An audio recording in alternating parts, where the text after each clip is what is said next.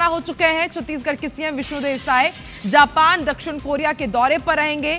आज शाम जापान के लिए रवाना होंगे और फिर 31 अगस्त को विदेश दौरे से उनकी वापसी होगी, यानी कि करीब 10 दिन के लिए वो विदेश दौरे पर जा रहे हैं। ओसाका में वर्ल्ड एक्सपो में तमाम उद्योगपतियों से उनकी मुलाकात होने वाली है।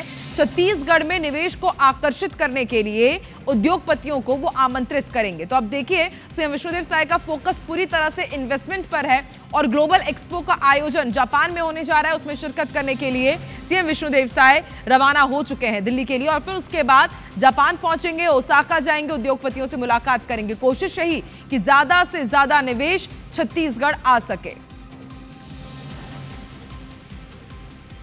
तो 31 अगस्त को विदेश दौरे से लौटेंगे सीएम विष्णुदेव साय, लेकिन सीएम विष्णुदेव साय का ये विदेश दौरा बेहद खास माना जा रहा है क्योंकि अब साय सरकार का पूरी तरह फोकस है कि किस तरह से इन्वेस्टमेंट हब बनाया जा सके छत्तीसगढ़, क्योंकि एक तरफ नक्सलवाद को खत्म करने का टारगेट मिल चुका है और अब किस तरह से विकास की रफ्तार को और धार देनी है।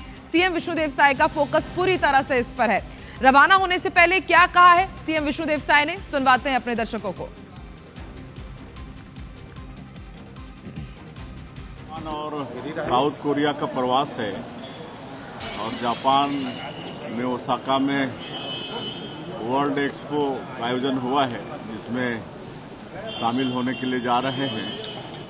और जापान और साउथ कोरिया में इलेक्ट्रॉनिक्स, ऑटोमोबाइल्स और फूड प्रोसेसिंग, ये तीनों क्षेत्र में अच्छा काम है और हमारे छत्तीसगढ़ में भी इस क्षेत्र में अपार संभावनाएं हैं।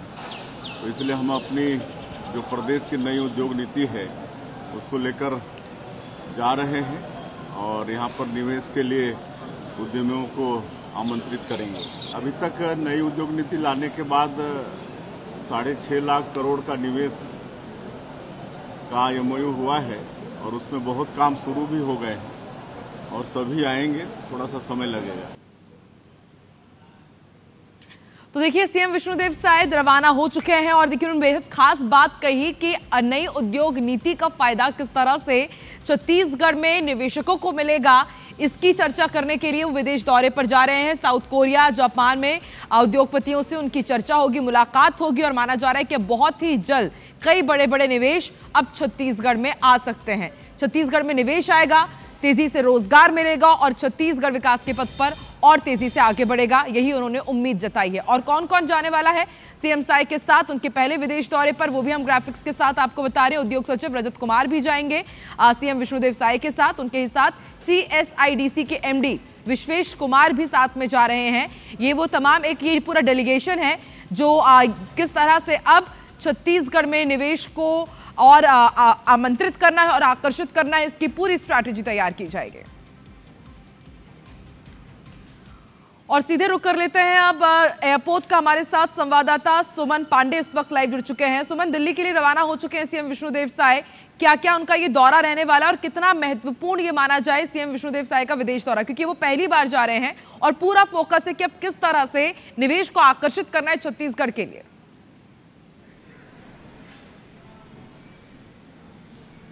जी बिल्कुल, अभी कुछ देर पहले ही मुख्यमंत्री यहाँ से रवाना हुए हैं। दिल्ली में आज उनकी 1-2 बैठकें हैं, जिसके बाद शाम को वो जापान और उसके बाद फिर दक्षिण कोरिया के लिए रवाना होंगे।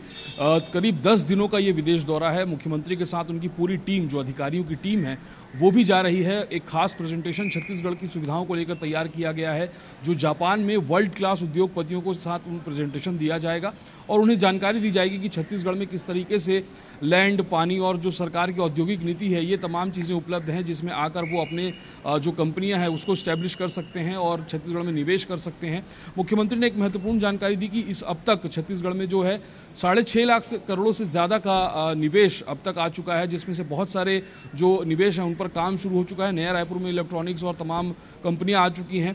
तो अब कोशिश है कि जापान में इलेक्ट्रॉनिक्स, ऑटोमोबाइल और फूड प्रोसेसिंग के जो यूनिट्स हैं वर्ल्ड क्लास, वो छत्तीसगढ़ में लाए जाएं, इसका प्रयास रहेगा। और मुख्यमंत्री ने एक बहुत महत्वपूर्ण जानकारी ये दी कि ये दौरा छत्तीसगढ़ के आर्थिक विकास के साथ साथ रोजगार को लेकर भी एक महत्वपूर्ण भूमिका अदा करेगा, क्योंकि जो तमाम कंपनियां आएंगी उसमें एक बड़ी शर्त सरकार की ओर से ये भी है कि वो तमाम सुविधाएं जो सरकार कंपनियों को यहाँ निवेश करने पर देती है, उनमें एक शर्त ये भी है कि स्थानीय लोगों को उसमें रोजगार मिले। तो अगर कोई बड़ी कंपनी आती है जापान से या दक्षिण कोरिया से, तो छत्तीसगढ़ के युवाओं को उन मल्टीनेशनल कंपनीज में काम करने का एक बड़ा अवसर मिलेगा।